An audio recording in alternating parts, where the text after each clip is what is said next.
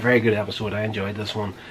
And yes, I can't recall right now. It's been since I properly watched Transformers, like all the seasons. You're talking probably something like 10 years at this point since I watched them all back to back, and I can't recall if Arkeville comes back in season 2. I know there's nothing more of him in season 1. There's only 2 episodes left after this one.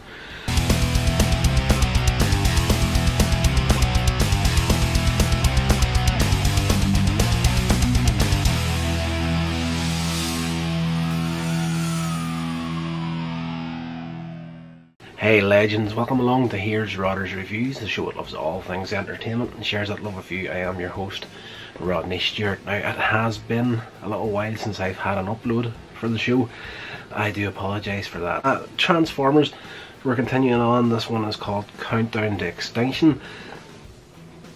We're very close to finishing season 1 here, and you know, the Transformers are not really big on continuity most of the time, but we just finished off the 3-part story of the Ultimate Doom, and Countdown to Extinction is like a 4th part to that series, though it's a different story altogether. It picks up directly after the events of the Ultimate Doom, where, you know, the Decepticons had brought Cybertron into Earth's orbit, and the destruction that caused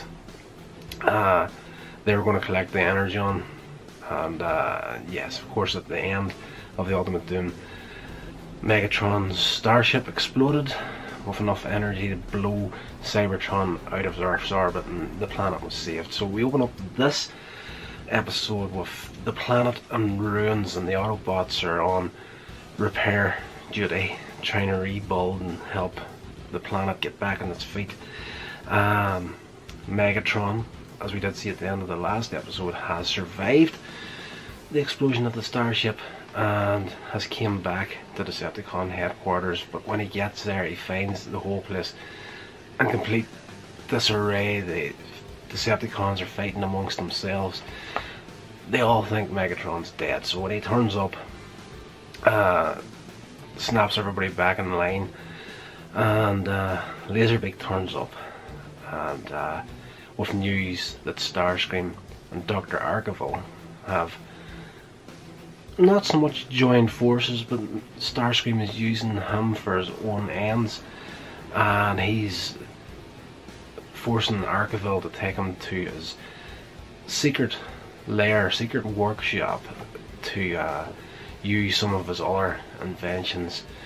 We do find out that there is an exponential generator, I do believe the term was, where it's Dr. Arkeville has created this like power source, and Starscream connects that up to a timer that's going to put it onto a build up to infinite,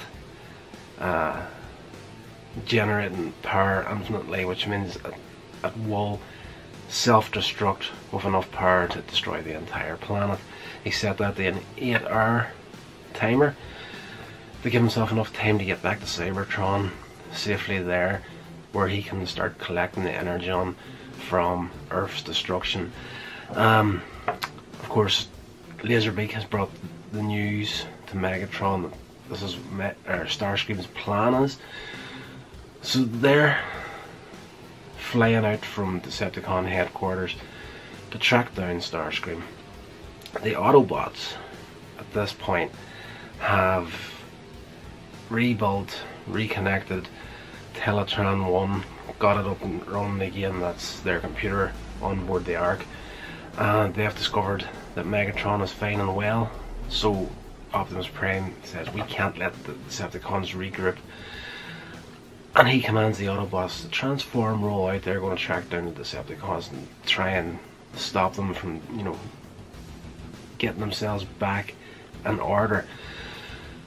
So there's a whole section of the episode where the Autobots are tracing down the Decepticons, trying to catch up with them. Megatron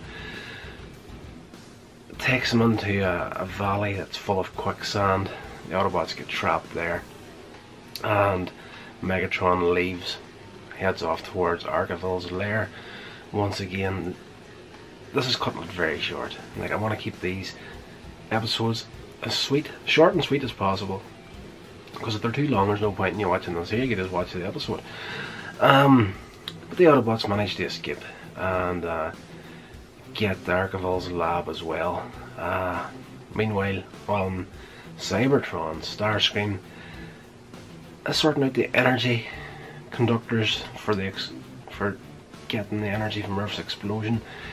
And Archiville in this episode kind of has a little bit of a hero moment, or tries to have a hero moment, where, you know, his whole motivation throughout the Ultimate Doom was, you know, he wants to be the one in control of the entire planet once the Decepticons get their own way. So he's an evil genius, but in this episode he does get a kind of a hero moment where he tries his best to save the planet. So when Starscream is distracted, Archiville tries to sabotage the computer to stop it from collecting the energy from Earth, and he's like, you know what, I can't stop you from destroying the Earth, but I can stop you getting the energy from the destruction of it. So when he's trying to sabotage the computer, the Sentry monitor on it gives him a shock blast that pretty much, you know, it's a cartoon, an 80s cartoon, like, they don't really want to get into any graphic detail or anything, but he gets blasted to the floor. Starscream orders his lackeys to take him to the repair bay, and he's like, you know, only a Decepticon can touch this computer. Basically, Archiville's body gets pretty much over 90% damaged. He ends up trapped in like a wheelchair sort of a thing. Starscream's computers have built him a new body. Basically, he's like a robot from head to toe, bar his face and his shoulder seems to be the only part left of him. Everything else is like a robot or a robotic shell. So yes, on Earth, the Autobots, Decepticons clash once again at his lair, and Megatron has discovered the generator. Hasn't realised at this point that it's on a build up to explosion, but Optimus Prime realises that this power source is building up to a dangerous level, very unstable, and him and Megatron are kind of facing off against each other in the lab, and Shockwave manages to get in contact with Megatron, warns him that he needs to get to the lair, stop this thing from it's on a timer, it's going to count down, it's going to blast, it's going to destroy the planet. And this is one of the rare occasions throughout Transformers Season 1 and Season 2 that Optimus Prime and Megatron are kind of end up working on the same team at the end of the episode. They track down the timer, Megatron manages to stop it, and back in Cybertron, Starscream realises time's up, there's been no explosion, and he's like screaming at Archiville, you're going to have to go back to Earth and work out what's going on with this timer. Archiville's like, you know, how am I supposed to get back to Earth? I'm supposed to wheel out in a wheelchair sort of a thing. And point blank tells Starscream, like, you're the one that's going to have to go back to Earth. You're the only one who knows how the timer works. So Starscream transforms, leaves Cybertron to go back to Earth. Back on Earth, Megatron and Optimus Prime are still in the lab, and Megatron is working with the generator, trying to remove the power source, and completely distracted by his work, and he doesn't even realise that he's burned his whole casing in his chest with the heat of this generator, the power source itself. And Optimus Prime is still in the room with him, and they're having a back and forth, and again they kind of start fighting over this power source. You know, it's like a crystal ball sort of a thing, more like an American football shape, and Megatron finally gets it disconnected, lifts it out, and Optimus Prime tackles it out of his arms, and they kind of start fighting over it. And you know, Megatron jumps at Optimus Prime again. Prime's like, you know, easy. This thing's highly unstable, and it's hits the floor, it's going to explode. And Megatron's like, no, it's not going to explode here if I have anything to do with it. So he runs out of the lab, out into the clearing outside, along with Optimus Prime. Megatron hands Prime the power source and transforms into his gun form and tells Optimus Prime, you load me. And Prime puts the generator into Megatron's cannon and blasts it into space.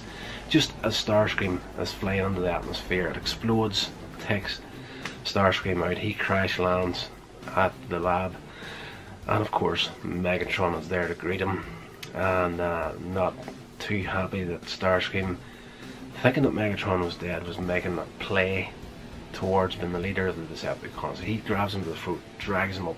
You don't see what happens, but you know it's not going to be anything good, and that's where the episode kind of finishes off, with the Autobots having their little moment, heading back to the Autobot headquarters, where, you know, what do you think Megatron's going to do to Starscream? And Prime's like, I don't think it's going to be anything too gentle.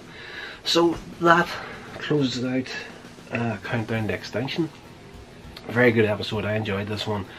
And yes, I can't recall right now, it's been since I properly watched Transformers, like all the seasons. You're talking probably something like 10 years at this point since I watched them all back to back, and I can't recall if Arkeville comes back in season 2. I know there's nothing more of him in season 1. There's only 2 episodes left after this one, and yes, the last we see of him, he's trapped in Cybertron with his new robotic body, trapped in a wheelchair. So that's maybe where he ends off.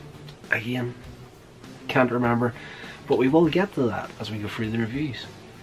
Guys, thank you so much for checking out the video. Please hit that subscription button and don't forget to press that bell icon to be notified of future uploads.